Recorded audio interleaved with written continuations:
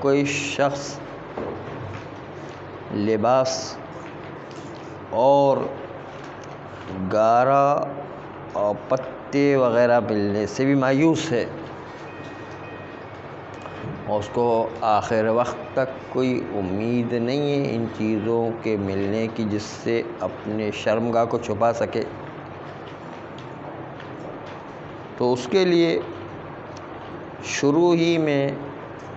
برہنہ نماز پڑھنے کی اجازت ہے، اور بعد میں عذر برطرف بھی ہو جائے تو دوبارہ نماز پڑھنے کی ضرورت نہیں ہے۔ لیکن اگر کسی کو مایوسی نہیں ہے کہ آخر وقت تک کوئی لباس مل جائے گا یا پتے وغیرہ مل جائیں گے یا کاغذ وغیرہ مل جائیں گے یا گارا وغیرہ مل جائے گا، اگر آخر وقت تک مایوسی نہیں ہے تو اس وقت تک صبر کرے جب تک کہ مایوسی چھا نہ جائے یا آخر وقت پہنچ نہ جائے، تب تک انتظار کرے گا، اور انتظار کرنے کے بعد آخر وقت تک کچھ نہیں ملا تو پھر وہ برہنہ نماز پڑھے گا۔ اب جو آدمی مایوس ہے، کچھ چیز اس کے پاس نہیں ہے، نہ اس کے پاس کوئی لباس ہے، نہ گھاس پھوس و پتے ہیں، نہ گارا ہے، کچھ بھی نہیں ہے اور مایوس بھی ہے کوئی چیز ملنے سے کہ اس کو کوئی چیز مل جائے اس سے مایوس بھی ہے، اب اس کو جو نماز پڑھنا ہے تو نماز پڑھتے وقت، برہنہ نماز پڑھتے وقت اس کو اس بات کا بہت زیادہ خیال کرنا ہے کہ اگر کوئی دیکھنے والا نہیں ہے اور کوئی خطرہ نہیں ہے کہ کوئی دیکھنے والا احتمالاً بھی پیدا ہو جائے گا وہاں پر، احتمالاً بھی آ جائے گا وہاں پر، کوئی احتمال نہیں ہے تو پھر نارمل جس طرح نماز پڑھتے ہیں برہنہ ہو کر اسی طریقے سے نماز پڑھیں گے، کیونکہ کسی کے دیکھنے کی کوئی امید نہیں ہے، احتمال بھی نہیں ہے۔ لیکن اگر کوئی احتمال موجود ہو کہ شاید ابھی تو نہیں ہے لیکن نماز کے دوران کوئی آ سکتا ہے اور احتمالاً دیکھ سکتا ہے، تو ایسی صورت میں اس انداز میں نماز پڑھنا ہے کہ شرمگاہ دیکھنے والے کو نظر نہ آئے، اور اس کا طریقہ یہ ہے کہ بیٹھ کر نماز پڑھے گا۔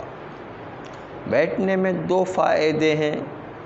ایک تو یہ ہے کہ آدمی کے لیے شرمگاہ ڈھانکنا آسان ہے، آگے کی شرمگاہ بھی ڈھک جائے گی اور پیچھے کی شرمگاہ بھی ڈھک جائے گی، تو دونوں شرمگاہ ڈھک جائے گی بیٹھنے کی صورت میں، اور بیٹھنے کی وجہ سے کوئی اگر آ بھی جائے تو شرمگاہ اس پر اس کی نگاہ نہیں پڑے گی، اتفاقی طور پر احتمالی طور پر کوئی آ تو سکتا ہے مثلاً، ایسی صورت میں اگر اتفاقی طور پر کوئی آ گیا تو بیٹھے بیٹھے نماز پڑھنے میں شرمگاہ کو کوئی نہیں دیکھ سکتا ہے،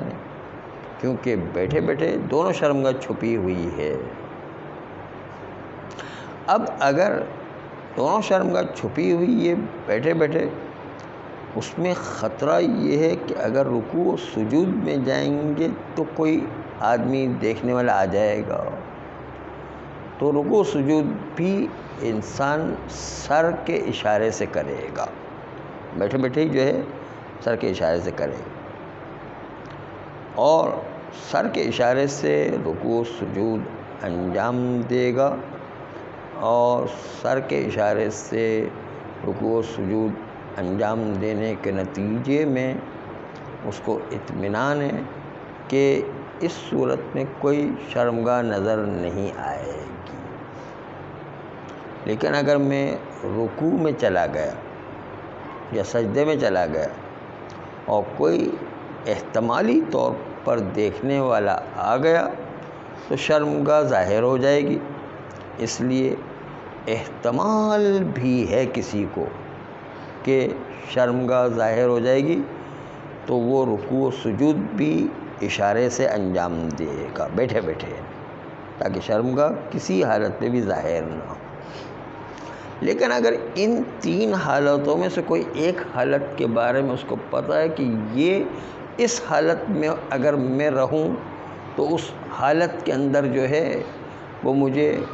اب کوئی آنے والا آ بھی جائے تو مجھے نہیں دیکھ سکتا، میری شرمگاہ کو نہیں دیکھ سکتا۔ مثلا تین حالت کیا ہے؟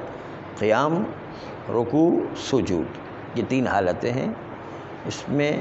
کوئی ایک حالت ایسی ہے، مثلا فرض کرے قیام کی حالت میں شرمگاہ نظر نہیں آئے گی۔ مثال کے طور پر اگر آگے کے حصے سے دیکھے تو نظر آئے گی، پیچھے کے حصے سے نظر نہیں آتی ہے، نہیں، اس لیے کہ شرمگاہ وہ سوراخ اور اس کے اطراف کے علاقے کو شرمگاہ کہتے ہیں پیچھے سے، تو اس لیے جو ہے وہ تو نظر نہیں آتی، اس لیے جو ہے پیچھے کے حصے سے شرمگاہ نظر نہیں آتی، آگے کے حصے سے شرمگاہ نظر آتی۔ اس لیے پتہ ہے کہ پیچھے کے حصے سے نظر نہیں آئی تو قیام انجام دے گا، اور رکوع سجود میں چونکہ شرمگاہ نظر آ جاتی ہے اس لیے رکوع سجود جو اشارے سے انجام دے گا، رکوع سجود جو ہے اشارے سے انجام دے گا، کیونکہ قیام کی حالت میں وہ شرمگاہ نظر نہیں آ رہی ہے تو وہ کیوں اپنا اصلی قیام چھوڑے گا نہیں، جبکہ شرمگاہ نظر نہیں آ رہی ہے۔ نہیں، صرف رکوع و سجود کی صورت میں شرمگاہ نظر آتی تو وہ بیٹھ کر اشارے سے رکوع و سجود کو انجام دے گا۔ اسی طرح بالفرض رکوع میں کوئی اگر آ بھی جائے تو وہ شرمگاہ کو نہیں دیکھ سکتا ہے۔ قیام اور مثلا سجدے میں اس شرمگاہ کو دیکھ سکتا ہے۔ مثلا مثال کے طور پر رکوع کے اندر کوئی درخت آڑے آ جاتا ہے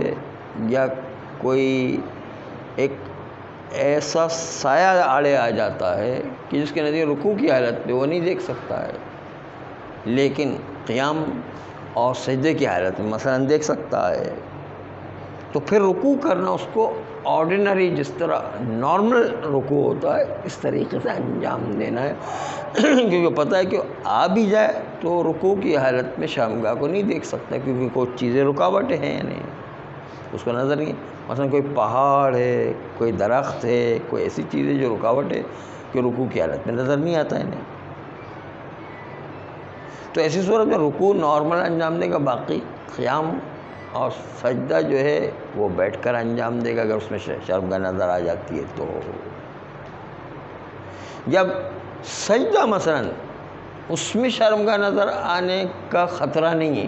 کیونکہ وہ پہاڑ پر آدمی اس کو جو ہے نیچے کی طرف کوئی چیز نظر نہیں آتی ہے، کھڑا ہوتا آدمی کو نظر آتا ہے نہیں، لیکن بیٹھا ہوا لیٹا ہوا یا تو جو ہے وہ رکوع میں سجدے میں تو وہ نظر نہیں آتا ہے۔ ایسی صورت میں رکوع سجدے میں انسان کو باقاعدہ ایک نارمل رکوع سجدہ انجام دینا ہے، کیونکہ اس طرف کوئی آ بھی جائے تو دیکھنے کا کوئی امکان نہیں ہے، کیونکہ درمیان میں پہاڑ آ جاتا ہے، درمیان میں درخت آ جاتے ہیں، درمیان میں جنگل آ جاتا ہے، اس کے سے دیکھنے کا امکان نہیں ہے نہیں، تو رکوع سجود صحیح انجام دے گا،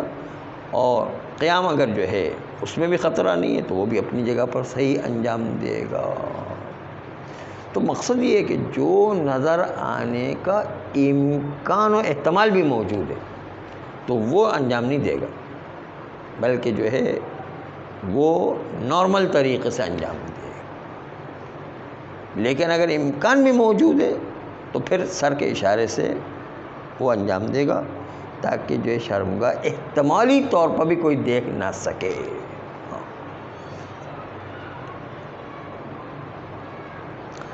البتہ احتیاط مستحب یہ ہے کہ عذر برطرف ہونے کے بعد دوبارہ ان نمازوں کو پڑھا جائے، جبکہ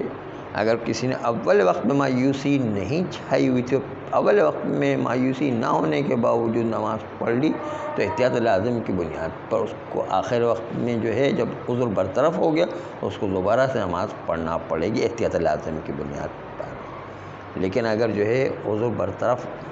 ہونے کی مایوسی ہو جائے اور وہ اول وقت میں پڑھ لے تو پھر احتیاط مستحب ہے کہ انسان دوبارہ نماز کو انجام دے۔ احتیاط مستحب کا مطلب ضروری نہیں ہے، پھر اس کا مطلب وہ نماز اس کی کفایت کر گی۔ احتیاط لازم کا مطلب ضروری ہے پھر رجوع کر کے، اور احتیاط لازم کی بنیاد پر اس وقت ضروری ہے کہ اول وقت میں مایوس نہیں تھا، اس کے باوجود اول وقت پڑھ لی، بعد میں پتہ چلا کہ نہیں وہ تو عذر برطرف ہو گیا آخر میں، تو مایوس چونکہ نہیں تھا اس لیے احتیاط لازم کی بنیاد پر اس کو دوبارہ نماز پڑھنا پڑے گی، چونکہ عذر برطرف ہو گیا ہے آخر وقت میں۔ اس لیے جو ہے وہ احتیاط واجب کی بنیاد، احتیاط لازم کی بنیاد پر دوبارہ صحیح پراپر لباس پہن کے دوبارہ پراپر طریقے سے نماز پوری کی پوری انجام دے گا۔ صلی اللہ علیہ وسلم۔